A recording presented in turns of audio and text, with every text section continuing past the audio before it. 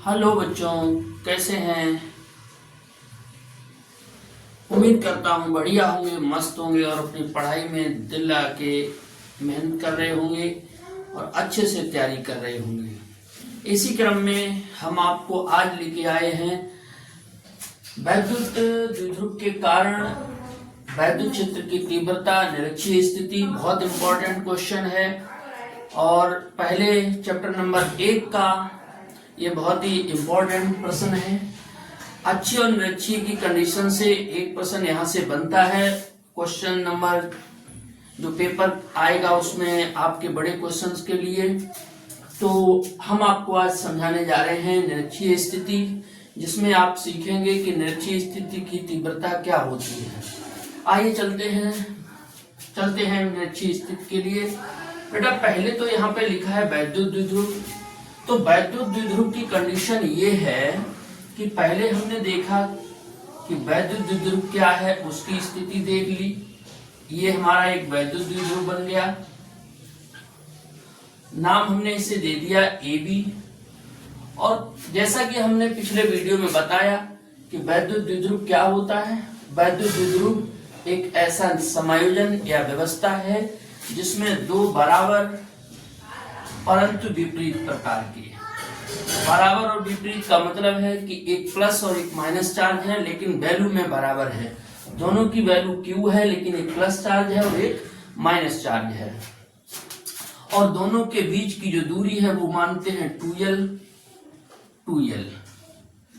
अब निरक्ष का मतलब ये है कि इस द्विध्रुव पर इसके मध्य बिंदु को हमने ले लिया।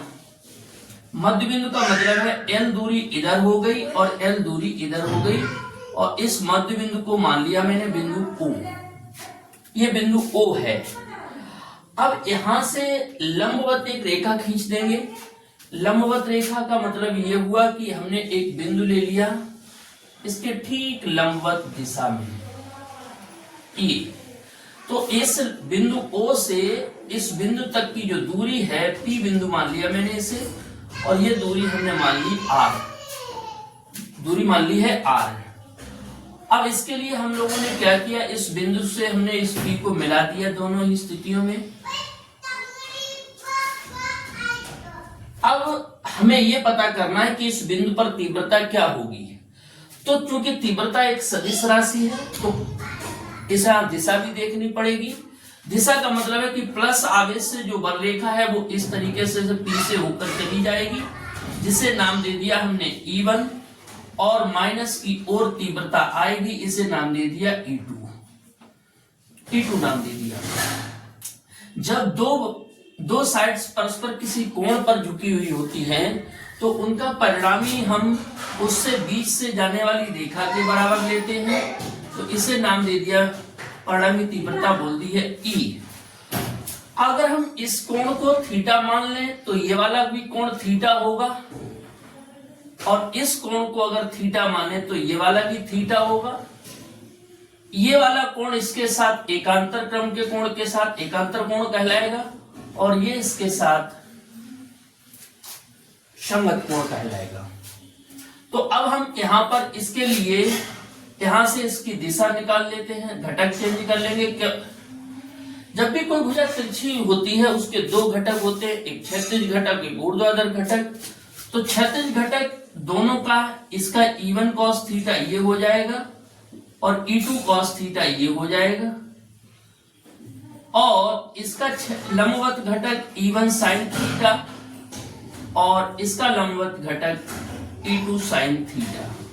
तो ये जो क्षैतिज घटक है वो एक ही दिशा में, तो दोनों जुड़ जाएंगे, E1 cos theta plus E2 cos theta.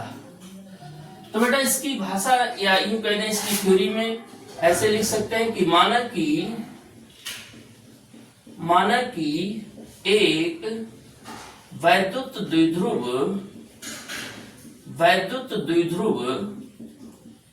AB जो प्लस Q व माइनस Q आवेशों से मिलकर बना है। जिसके बीच की दूरी 2l है, जिसके बीच की दूरी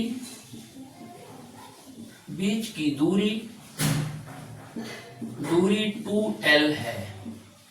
बेटा सबसे पहले तो ये मैंने लिख दिया कि भाषा में कि वैद्युत द्विध्रुव मीन्स वैद्युत द्विध्रुव की स्थिति लिख दी कि ये एक वैद्युत द्विध्रुव है और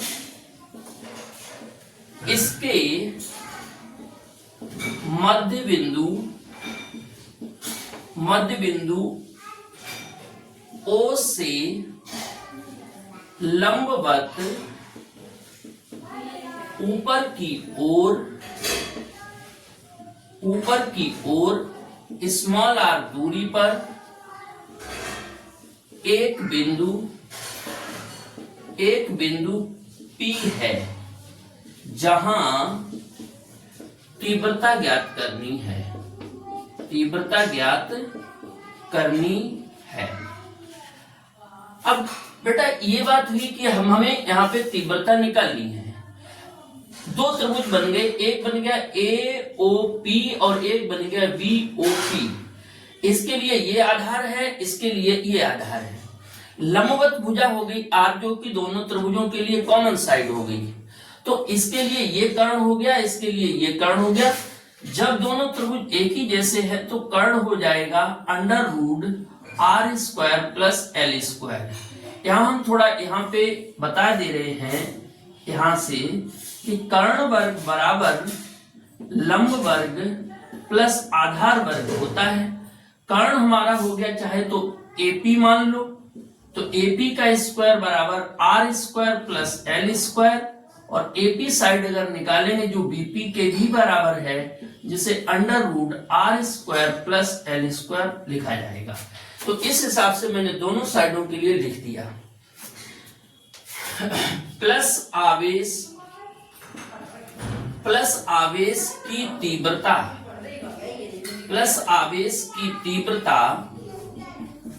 E1 व माइनस Q आवेश की तीव्रता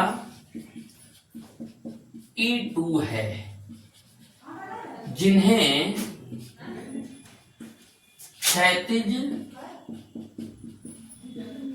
क्षैतिज घटक E1 cos थीटा व E2 cos थीटा तथा ऊर्ध्व घटक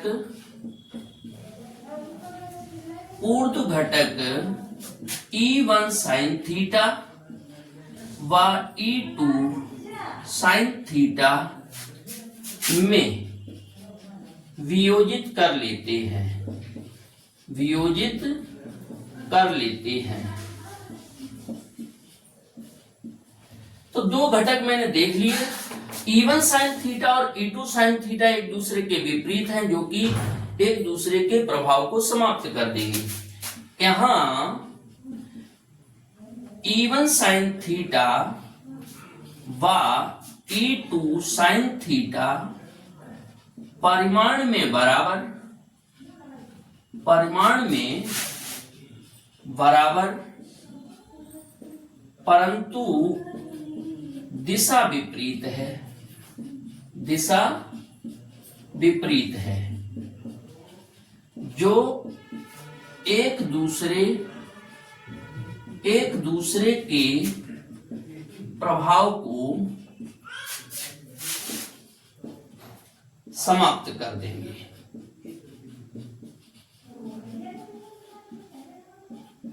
दोनों के प्रभाव को समाप्त कर देंगे। तो बचा हमारा E1 sin थीटा और E2 sin थीटा, जो कि दोनों एक ही दिशा में तो जुड़ जाएंगे। अतः बिंदु P पर परिणामी तीव्रता E बराबर E1 cos theta plus E2 cos theta. अब बेटा दोनों के घटक हमने जब जोड़ दिए तो दोनों का कॉमन हो गया है, cos थीटा बाहर ले लेंगे तो आ जाएगा E बराबर E1 प्लस E2 और cos थीटा मैंने कर दिया बाहर। cos थीटा बाहर हो गया। अब बेटा प्लस आवेश यहां लिखा है और इसकी दूरी हो गई ये, और यहां माइनस क्यू आवेश है इसकी दिशा, तो ऐसे लिख देंगे E बराबर,